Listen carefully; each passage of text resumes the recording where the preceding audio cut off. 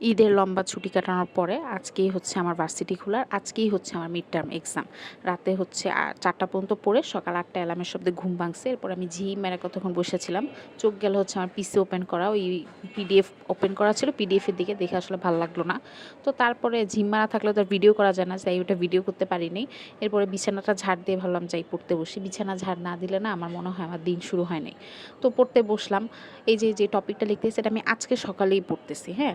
এটা কিন্তু চাইলে আমি কালকে শেষ করে রাখতে পারতাম। কেমনে শেষ করে রাখতে পারতাম? কালকে বিকালবেলা আমার হঠাৎ করে মনে হয়েছে যে নতুন ওয়েব সিরিজ আসছে জিম্মি, তো ওইটা দেখি। ওইটা কিন্তু আমি চাইলে আরও আগে দেখতে পারতাম, মানে আরও আগে তো আমি এটা হাতে পাইছি, তাই না? আরও আগে দেখতে পারতাম, কিন্তু কেন দেখি নেই তার কারণ হচ্ছে আমার কোনো এক্সাম ছিল না। ওইটা আমার শুরু করছে ইন্টারেস্টিং লাগতেছিল না, মনে হচ্ছে না ভালো লাগতেছে না, যাই অন্য কিছু করি। কিন্তু যখন এক্সাম আসছে তখন কালকে সারা বিকাল সন্ধ্যা লাগে আমি ওইটা দেখছি। আমি তার পড়া শেষ করতে পারিনি, সকালে উঠে আমার পড়তে হয়েছে। তো তারপরে এই যে ভার্সিটি যে আবার প্রথম দিন আমার মিড টার্ম ফালায় রাখছে, এটা একটা কাজ করছে। মানুষ ক্লাস ভুলা যায়, ক্লাস কই আছে, আর পরীক্ষা দিয়ে রাখছে। যেমন আমি সকালে আমার 10টা 10-এ ক্লাস ছিল, আমি ভুলে গেছিলাম। হঠাৎ করে আমার ফ্রেন্ডের কথা শুনে মনে পড়ছে, দৌড়ায়া আমি কোনো মতে নাস্তা পানি করে হচ্ছে ক্লাসে গেছি, কোনো মতে রেডি হয়ে। এই যে মানে আমার ক্লাসে ঢোকাটা হচ্ছে কাইন্ড অফ ট্রেন ছুটে যাওয়ার মতো, মানে ট্রেন রওনা দিয়া ফেলছে আর আমি দৌড়ায় দৌড়ায় ক্লাসে গেছি। মানে আমি তো ভয়ে আছি স্যার কি ক্লাসে এসে গেছে আমাকে ঢুকতে দেবে কিনা, মানে আমার ফ্রেন্ড চেয়ে তাকায় আছে। তো ক্লাস শেষ করে হচ্ছে আমার আর এখন এক্সাম, মানে যে মিড টার্মটা হওয়ার কথা সেখানে যাইতেছি। ভাবলাম মাঝে একটু কফি খাই, কফি খেয়ে মাথাটা রিফ্রেশ করে। আর এই যে পরীক্ষাটা শুরু হয়ে যাবে এখনই, তো পরীক্ষা শেষ করে আমি যেহেতু অনেক দিন ভার্সিটির আশেপাশে ফুচকা ভেলপুরি খাই না, তো আমার ফ্রেন্ডকে বললাম যে চল আমরা ফুচকা ভেলপুরি খাই।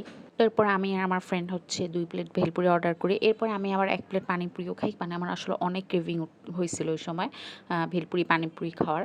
আর হচ্ছে এই খাবার দাবার খাইতে খাইতে আমরা হচ্ছে গিয়ে আমাদের যত ডিপ্রেশন, ফ্রাস্ট্রেশন, সুখের আলাপ অত বেশি হয় নাই, দুঃখের আলাপই হয়েছে, এগুলো করতেছিলাম। এগুলো যদি কেউ শোনে, একটা সুস্থ স্বাভাবিক মানুষও ফ্রাস্ট্রেটেড হয়ে যাবে।